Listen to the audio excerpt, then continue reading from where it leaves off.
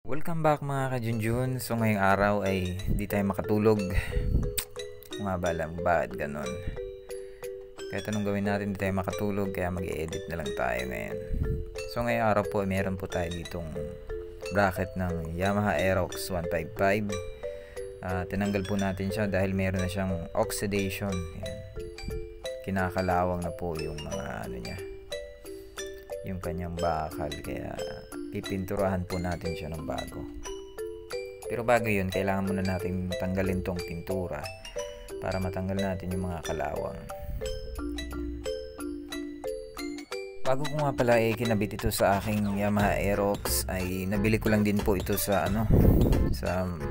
sa marketplace. Yan. Kaya medyo low quality ang pagkakapintura. Hindi ko na rin na asikaso nung binili ko kasi wala na rin akong time.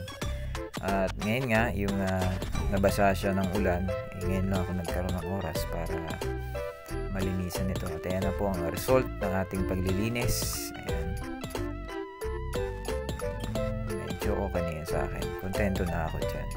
Yung mga contact point ay medyo nakalaw na rin, kaya ayan, medyo niliha ko po yan lahat.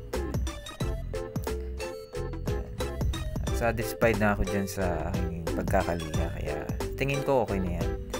At meron po pala tayo ditong lumang pintura. Ayan,